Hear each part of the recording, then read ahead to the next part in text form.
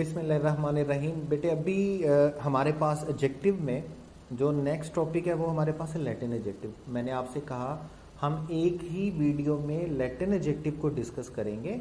और इससे पहले मैं एक और बात आप बेटी और बेटों के साथ शेयर करना चाहूँगा कि एडजेक्टिव की वीडियोस मैंने छोटी छोटी सी बनाई हैं, 10 मिनट 12 मिनट 15 मिनट की छोटी छोटी वीडियो। उसकी वजह ये है कि आपको नोट करने में आसानी रहे और आपको चीज़ों को समझने में आसानी रहे। आराम सुकून से तसल्ली के साथ आपने एडजेक्टिव को समझना है। हमारा बड़ा इंपॉर्टेंट टॉपिक है आपके पास, ठीक है।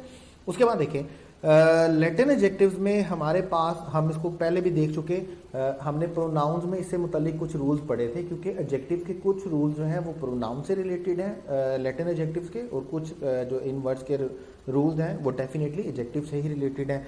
तो हमने प्रोनाउंस वाले रूल्स में इसकी जो बारे में बात की थी। लैटिन एडजेक्टिव आपने याद रखना है, ये वो वर्ड्स हैं जो आई ओ आर पे खत्म होते हैं। दो वर्ड्स ऐसे हैं जो आई ओ आर पे खत्म नहीं होते हैं, और वो दो वर्ड हमारे पास कौन से हैं? पहला वर्ड है रेफर और दूसरा वर्ड हमारे पास क्या है? प्रेफर का।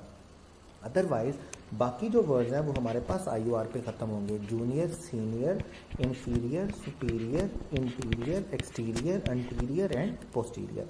ये वर्ड्स हैं, ये लैटिन लैंग्वेज से इंग्लिश में आते हैं, तो इसलिए हम इनको क्या बोलते हैं? लैटिन एडजेक्टिव्स बोलते हैं। प्रोनाउंस में आपने इनके बारे में कोई 5-6 रूल्स गालबन पढ़े थे। आज हम इस वीडियो में नाउन लैटिन एडजेक्टिव से रिलेटेड जितने भी रूल्स हैं, 10 रूल्स हैं, आपने इन 10 रूल्स को लैटिन एडजेक्टिव्स के अकॉर्डिंगली जहन में रखना है, नोट करना है और अच्छे से समझना है, ताकि किसी भी सूरत में लैटिन एडजेक्टिव से रिलेटेड हमारे पास गलती का कोई चांस ना रहे।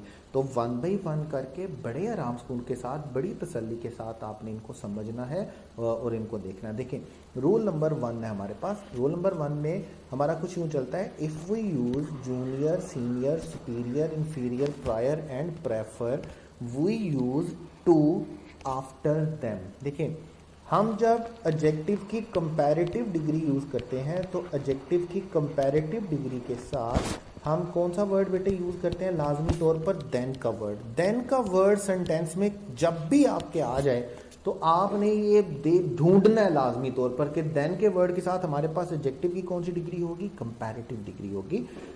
लेकिन लैटिन एडजेक्टिव की सूरत में हम कंपेयर ही कर रहे होते हैं। जब हम जूनियर बोलते हैं, सीनियर बोलते हैं, सुपीरियर बोलते हैं, इंफीरियर बोलते हैं, प्रायर एंड प्रेफर बोलते हैं, तो हम कंपेयर ही कर रहे होते हैं। लेकिन हमने देन का वर्ड किसी सूरत में इन वर्ड्स के साथ नहीं लिखना, बल्कि हमने कौन सा वर्ड लिखना है? टू का वर्ड। लाइक आपका पहला रूल जो बनता है लैटिन एडजेक्टिव में वो ये है कि लैटिन एडजेक्टिव्स के साथ आपने देन का वर्ड यूज नहीं करना, आपने टू का प्रेपोजिशन यूज करना है। कभी भी inferior than, junior than, superior than, prior than या प्रेफर देन नहीं होगा, बल्कि आप हमेशा क्या लिखेंगे? प्रेफर टू, उसके बाद junior to, senior to, superior to, inferior to, prior to. ये बात आपने याद रखनी है।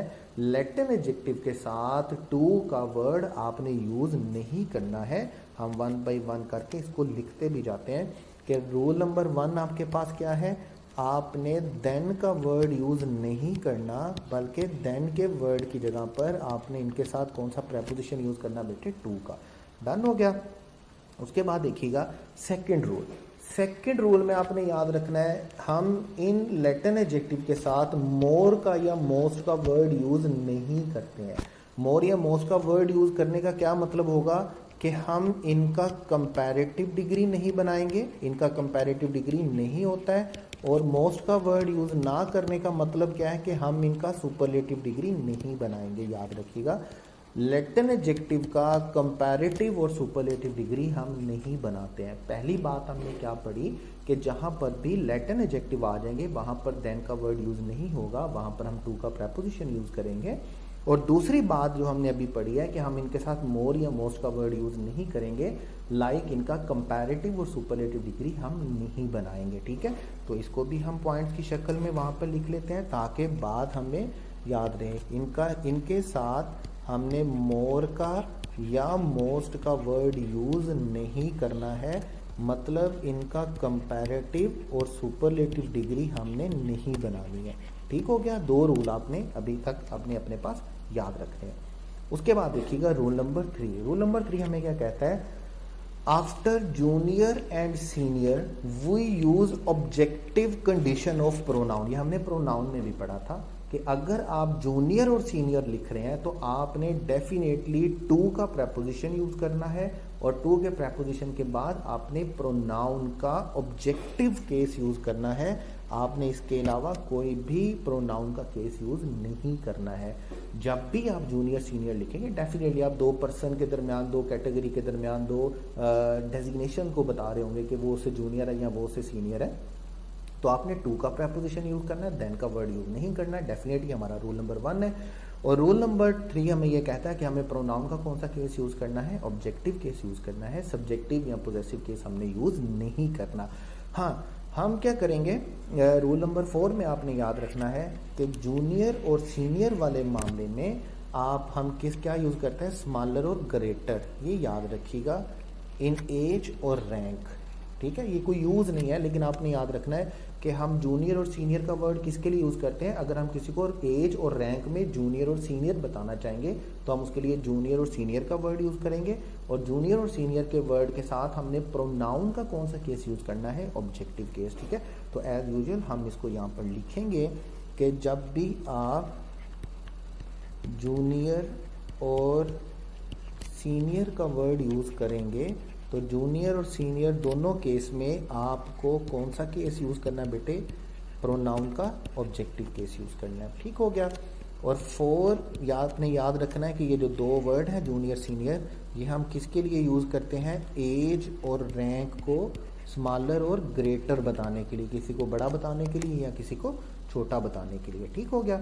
तो आगे हमारे पास रूल नंबर 5 देखिएगा। रूल नंबर 5 में हमारे पास after inferior and superior we use possessive pronoun. Possessive pronoun देखें, ये होता है कि जब हम इंफीरियर या सुपीरियर बता रहे होते हैं ना, तो हम पर्सन्स की बात नहीं कर रहे होते, हम किसकी बात कर रहे होते हैं, थिंग्स की बात कर रहे होते हैं। हम इन एनिमेट्स की बात कर रहे होते हैं तो हम थिंग्स का वर्ड यूज करते हैं, तो इसलिए हम उनके लिए पोजेसिव केस यूज करते हैं। लाइक मैं बोलता हूँ मेरी घड़ी तुम्हारी घड़ी से अच्छी है, तो मैं क्या बोलूँगा, सुपीरियर देन योर्स। मैं मतलब इस तरह बोलूँगा, मुझे पोजेसिव केस बोलना होगा, मुझे ऑब्जेक्टिव या सब्जेक्टिव केस नहीं बोलना है। इंफीरियर और सुपीरियर वाले मामले में आपने याद रखना है, आपने प्रोनाउन का कौन सा केस लिखना है, पोजेसिव केस। और दूसरी बात आपने याद रखनी है कि इंफीरियर और सुपीरियर का मामला हम क्या करने के लिए, चीज़ों को कॉस्टली या चीप बताने के लिए यूज़ करते हैं। इंफीरियर और सुपीरियर हम किसके लिए यूज़ करते हैं, चीज़ों को कॉस्टली या चीप बताने के लिए हम सुपीरियर या इंफीरियर का वर्ड यूज़ करते हैं, और इसके साथ हम पोजेसिव प्रोनाउन लिखेंगे, पोजेसिव कंडीशन लिखेंगे। हम कभी भी सब्जेक्टिव या ऑब्जेक्टिव केस नहीं लिखेंगे, इसको भी हम उसमें शामिल करते हैं अपने रूल्स में, ताकि हमारे पास एक शॉर्टकट से रूल बन जाए। जैसे रूल नंबर 5 में हमारे पास क्या है, अगर हम सुपीरियर या इंफीरियर यूज़ कर रहे हैं, सुपीरियर या इंफीरियर यूज़ कर रहे हैं, तो सुपीरियर या इंफीरियर दोनों सूरतों में हमें बेटे कौन सा वर्ड यूज़ करना है, पोजेसिव केस यूज़ करना है। पोजेसिव केस के अलावा हमें कोई भी दूसरा केस यूज़ नहीं करना।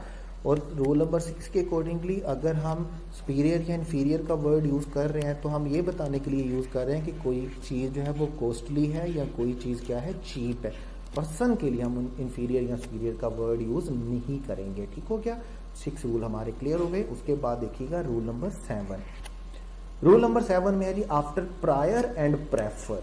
दो वर्ड के दरम्यान, ये हमने प्रोनाउन में भी पढ़ा था, प्रोनाउन के रूल्स में भी पढ़ा था कि इनके बाद हम कभी भी प्रोनाउन यूज नहीं करेंगे, बल्कि हम इनके बाद क्या यूज करेंगे, नाउन यूज करेंगे। प्रायर और प्रेफर हम कभी भी ना प्रोनाउन के साथ नहीं लिखते हैं, बल्कि हम किसके साथ लिखते हैं, नाउन के साथ लिखते हैं। इनके बाद हम कभी भी प्रोनाउन नहीं लिखेंगे, बल्कि इनके साथ हम क्या लिखेंगे, नाउन लिखेंगे। रूल नंबर 8 देखिएगा, we use prior in the meaning of before and prefer is use to show the preference between two things. Done हो गया। यही वजह है जब हम चीज़ों की बात कर रहे होते हैं तो हम प्रोनाउन नहीं लिखते बल्कि नाउन लिखते हैं। डन हो गया। ये दो रूल आपने याद रखने हैं कि जब हम रूल नंबर 7 हमें क्या कहता है, जब आप प्रेफर और प्रायर की बात करेंगे तो आपने इसके बाद, प्रायर के बाद आपने प्रोनाउंस नहीं लिखना है। आपने प्रोनाउंस की जगह पर बेटे क्या लिखना है, नाउन लिखना है। कभी भी आप प्रोनाउन नहीं लिखेंगे प्रेफर और प्रायर के बाद। और रूल नंबर 8 हमें ये कहता है कि प्रेफर का वर्ड हम यूज़ करते हैं, प्रेफर का वर्ड हम यूज़ करते हैं प्रायोरिटी ऑफ थिंग्स के लिए, ठीक है, प्रायोरिटी के लिए। और जो हमारे पास वर्ड है प्रायर का, वो प्रायर का वर्ड हम किसके लिए यूज़ करते हैं, बिफोर के लिए, किसी चीज़ के पहले के लिए। ठीक हो गया। तो आपने याद रखना है रूल नंबर 8 और रूल नंबर 7। उसके बाद सेकंड लास्ट रूल जो है लैटिन एडजेक्टिव का, वो यूँ कहता है sometime we use them only a positive degree.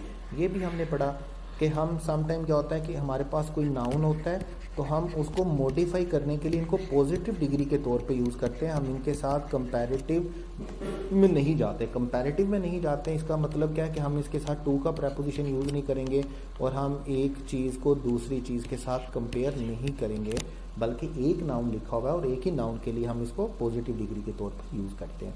ठीक हो गया। इसको भी हम शामिल कर लेते हैं ताकि चीज़ें स्मूथ लाइन चलती रहें। इसका मतलब ये हुआ कि लैटिन एडजेक्टिव को हम डेफिनेटली किसके तौर पर भी यूज़ करेंगे बेटे, हम पॉजिटिव डिग्री के तौर पे, मतलब हम इसको कंपैरिजन में नहीं लेकर जाएंगे और इसको हम टू के साथ या देन के साथ तो डेफिनेटली हम लिखते नहीं हैं, तो हम इसको कंपैरिजन में नहीं लेकर जाएंगे। उसके बाद हमारे पास लास्ट रूल जो है that we use much to intensify और मॉडिफाई लैटिन एडजेक्टिव। ये बड़ा इंपॉर्टेंट है, याद रखिएगा। ये वैसे हमारा एक बड़ा इंपॉर्टेंट क्वेश्चन भी है, बड़ा रूल भी है, बड़ा इंपॉर्टेंट रूल कि कहाँ पर वेरी आएगा, कहाँ पर मच आएगा। ये रूल जब आप वीडियो देखेंगे तो मैं अभी से इसको स्टार्ट कर रहा हूँ, इस रूल को आपने बड़े अच्छे तरीके से समझना है। लेकिन अभी तक के लिए आपने ये याद रखना है कि लैटिन एडजेक्टिव को हम कभी भी वेरी के साथ मॉडिफाई नहीं करते। अगर हमें इसको इंटेंसिफाई करना है तो हमें किस वर्ड के साथ करना है, मच के वर्ड के साथ करना है। इसको भी हम शामिल कर लेते हैं ताकि हमारे 10 पॉइंट्स 10 रूल्स जो हैं लैटिन एडजेक्टिव से रिलेटेड वो पूरे हो जाएं। हमें लैटिन एडजेक्टिव को मॉडिफाई करने के लिए, इंटेंसिफाई करने के लिए जो वर्ड चाहिए होता है वो कौन सा होता है बेटे, हमारे पास मच का। अब ज़रा देखिएगा, मैं 10 के 10 रूल को 1 बाय 1 देखता हूँ और उसके बाद हम इनकी एग्जांपल्स पे जाएंगे। ठीक है। एंट्री टेस्ट में हमेशा से बेटे एक बात याद रखिएगा, एंट्री टेस्ट में बार बार बोलता रहूँगा, एंड तक बोलता रहूँगा, क्योंकि मेरा ड्यूटी है कि मेरी ड्यूटी है कि मैं आप बच्चों तक असल बात पहुँचाऊँ। एंट्री टेस्ट कभी भी मुश्किल नहीं होता है। Entry test is nothing like impossible या कोई बहुत बड़ी या बला चीज़ है।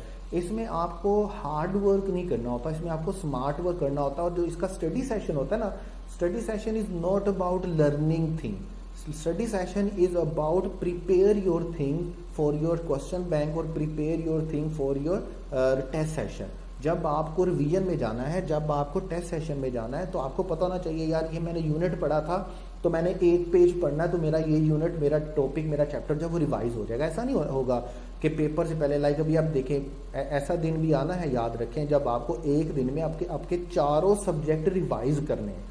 अब एक दिन में चारों सब्जेक्ट रिवाइज कैसे होंगे, लाइक अगर आपने पता चला जी इंग्लिश के रूल जो हैं वो 500 पेजेस पे लिखे हुए हैं, 60 70 80 90 पेजेस 100 पेजेस पे लिखे हुए हैं। Rule number 1, rule number 2, rule number 3, rule number 4। अभी जैसे देखें एडजेक्टिव के, लैटिन एडजेक्टिव के 10 रूल्स हैं और 10 रूल आपने एक पेज पर लिखे हुए हैं। मैंने उस एक पेज को भी शॉर्ट करके सिर्फ 10 पॉइंट्स बना दिया।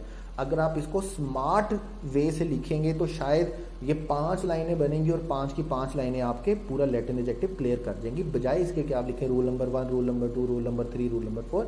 ऐसा नहीं होता है। ठीक है, तो याद रखिएगा, मैं इसको 1 बाय 1 देख रहा हूँ, उसके बाद हम इनकी एग्जाम्पल पे जाएंगे। नंबर 1 में हमने कहा कि लैटिन एडजेक्टिव के साथ हमने देन का वर्ड यूज़ नहीं करना, बल्कि टू का प्रेपोजिशन यूज़ करना है। नंबर 2 पे हमने कहा कि हम इनके साथ मोर या मोस्ट का वर्ड यूज़ नहीं करते हैं, बल्कि हम इनके साथ इनको हम कंपैरेटिव या सुपरलेटिव डिग्री में नहीं लेकर जाते। रूल नंबर 3 में हमने कहा जूनियर और सीनियर हम यूज़ करते हैं एज और रैंक बताने के लिए, और उसके साथ हम प्रोनाउन का हमेशा कौन सा केस यूज़ करेंगे, ऑब्जेक्टिव केस। सुपीरियर और इंफीरियर हमने रूल नंबर 5 में कहा हम यूज़ करते हैं किसी चीज़ के कॉस्टली या चीप बताने के लिए, और उसके लिए हम हमेशा कौन सा केस यूज़ करते हैं, उसके बाद पोजेसिव केस। उसके बाद प्रेफर और रेफर हमने कहा, उसके बाद हम कभी भी प्रोनाउन यूज़ नहीं करेंगे, बल्कि उसके बाद हम हमेशा क्या यूज़ लिखेंगे, नाउन लिखेंगे। प्रोनाउन नहीं लिखना है प्रेफर और प्रायर के बाद। और प्रेफर का वर्ड हम यूज़ करते हैं प्रायोरिटी के लिए, प्रायर का हम वर्ड यूज़ करते हैं बिफोर की सेंस में। लैटिन एडजेक्टिव को हम पॉजिटिव डिग्री के तौर पर भी यूज़ करते हैं, और अगर हमने लैटिन एडजेक्टिव को इंटेंसिफाई करना है तो हम उसके लिए कभी भी वेरी का वर्ड यूज़ नहीं करेंगे, रादर हम उसके लिए कौन सा वर्ड यूज़ करेंगे, मच का।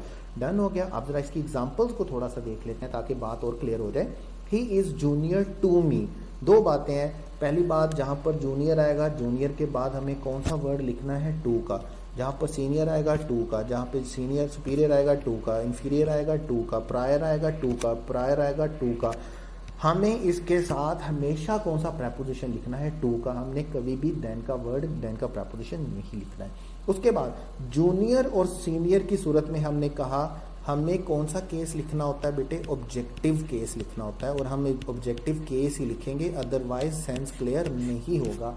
मतलब इस सेंटेंस को मैं ऐसा नहीं लिख सकता he is junior to I, या मैं इस सेंटेंस को ऐसा नहीं लिख सकता he is junior to my, या इस सेंटेंस को मैं ऐसा नहीं लिख सकता ही इज़ जूनियर टू माई।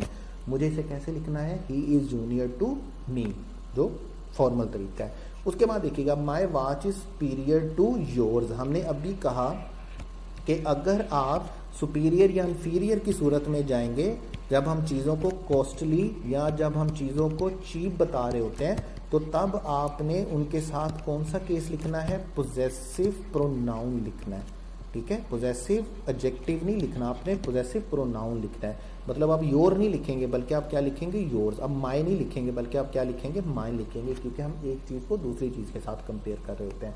उसके बाद हमने ये कहा कि प्रायर टू हो या प्रेफर हो, हमने उसके बाद पर्सन नहीं लिखना है, हमने उसके बाद प्रोनाउन नहीं लिखना है, बल्कि उसके बाद हमने क्या लिखना है, उसके बाद हमने नाउन लिखना है। कुछ भी हो जाए उसके बाद हमने कभी भी प्रोनाउन नहीं लिखना प्रायर और प्रेफर के बाद। इसके बाद हमने हमेशा क्या लिखना है, नाउन लिखना है। जैसे हमने हिज इवेंट लिखा, हिज इवेंट क्या है हमारे पास, इवेंट नाउन है। एग्जामिनेशन लिखा, हमारे पास क्या है, नाउन है। टी लिखा, टी क्या है, नाउन है। प्रायर और प्रेफर हम पर्सन्स के लिए, प्रोनाउन के लिए यूज नहीं करते हैं। उसके बाद हमारे पास लास्ट जो हमने देखा, हमने कहा I do not like inferior cloth. यहाँ पे इंफीरियर का वर्ड इन क्लॉथ को किसी दूसरे नाउन के साथ कंपेयर नहीं कर रहा, बल्कि यहाँ पर इंफीरियर का वर्ड किसके तौर पे यूज़ किया गया बेटे, पॉजिटिव डिग्री के तौर पे यूज़ किया गया। यहाँ पर कंपैरिजन के लिए यूज़ नहीं किया गया। और अगर किसी और चीज़ के साथ, किसी और नाउन के साथ इसको कंपेयर किया जा रहा होता तो डेफिनेटली हम सेंटेंस में कौन सा वर्ड लिखते, टू का वर्ड लिखते। हमने प्रोनाउंस में भी इसके रूल्स पढ़े, हमने अभी भी इसके रूल्स पढ़े। आपको लैटिन एडजेक्टिव के लिए 10 पॉइंट्स जो हैं आपके पास हैं, 10 रूल्स आपके पास हैं। एक दफ़ा इनको अच्छे से नोट कर लें, अच्छे से समझ लें, और इस बात को मेक श्योर करें कि लैटिन एडजेक्टिव के हवाले से किसी भी तरह की गलती आपसे नहीं होने वाली है। बाकी जो परफेक्शन है वो इंशाल्लाह ताला हमारे क्वेश्चन बैंक और टेस्ट सेशन में आकर आएगी। और द गुड थिंग इज़ कि वी आर प्लानिंग कि आप लोगों का एक जो थोड़ा सा आप स्टूडेंट्स को लग रहा है कि, और होना भी चाहिए कि एक लूप होल आ रहा है आपके एंड पे, वो ये आ रहा है कि आपकी प्रैक्टिस नहीं हो पा रही है। पहली बात तो बेटे याद रखिएगा, जो फ्रेश स्टूडेंट होता है उसके लिए लाजमी है कि वो पहले सारा स्टडी सेशन, सारे जो सब्जेक्ट्स हैं उनको पेपर पॉइंट ऑफ व्यू से पढ़े। पेपर पॉइंट ऑफ व्यू के पढ़ने के बाद हम उसको क्वेश्चन बैंक पर लाएं। लेकिन हमने डिसाइड किया है कि हम कुछ ऐसा करने वाले हैं, बच्चों के लिए भी अच्छा होगा, हमारे लिए भी अच्छा होगा। बच्चों जो खास तौर पे जो हमारे रिपीटर्स बेटे और बेटियां हैं उनके लिए एक बड़ा होगा, क्योंकि उनका सबसे बड़ा उनको ऐसा लगता है कि उनको स्टडी सेशन की ज़रूरत नहीं होती है, तो हमें जल्दी से जल्दी प्रैक्टिस पे जाना है। तो उसके लिए हमने कुछ यूँ डिसाइड अभी कर रहे हैं, it's not final, and I believe कि 1-2 दिन में आपको ये बड़ी अच्छी खुशखबरी मिलेगी। हम क्या कर रहे हैं, हमने आपसे प्रॉमिस किया था कि हम 10,000 क्वेश्चन बैंक आपको देंगे, 2500 क्वेश्चन ईच सब्जेक्ट देंगे। हमने ये डिसाइड किया है कि 3 यूनिट कंप्लीट होने पे, फिजिक्स के, बायो के, केमिस्ट्री के, इंग्लिश के 3 यूनिट कंप्लीट होने पे आपको इन 3 यूनिट का क्वेश्चन बैंक अटेम्प्ट करवाया जाएगा, और जितना पॉसिबल होगा हम उसको डिस्कशन में लाएंगे, ताकि इन 3 यूनिट की प्रेपरेशन आपकी परफेक्शन पे चली जाए, 100% परफेक्शन पे चली जाए। बाकी जो चीज़ें आपको बताई जाती हैं एज़ यूजुअल आप उनको नोट किया करें, अच्छे से नोट्स बनाया करें, नोट सेंड भी किया करें, टीचर से कंसल्ट भी किया करें। और एक और बात है, जो बच्चे हमारा कैंपस विजिट करना चाहते हैं और कैंपस में आके टीचर से कुछ पूछना चाहते हैं, दे आर मोस्ट वेलकम। ठीक है। ये कैंपस, ये ग्रिप इंस्टीट्यूट बेटे आपका अपना इदारा है, आप जब मर्जी आए, जब मर्जी आए, टीचर से टाइम ले लें तो ज़्यादा बेहतर है। अदरवाइज़ आपको 4 टीचर्स में से, चारों टीचर्स हम में से कोई 2-3 टीचर्स लाजमी तौर पर हर टाइम यहाँ पर मौजूद मिलेंगे। बेहतर यह है कि आप टीचर से टाइम ले और आए। बेटे आपका अपना इदारा है, आपका अपना कैंपस है, आपके अपने टीचर्स हैं। डोंट हेजिटेट, आपने बिल्कुल नहीं हिचकिचाना है। अगर कोई आप ऐसा समझते हैं कि मुझे हफ्ता में, महीना में 1 दिन जाने से मेरे बहुत से क्वेश्चन क्लियर हो सकते हैं, तो यू आर मोस्ट वेलकम। आप आएँ और टीचर से अपने जो भी टीचर जिस सब्जेक्ट में आपको प्रॉब्लम है उस टीचर से मिलकर अपने प्रॉब्लम का सलूशन लें।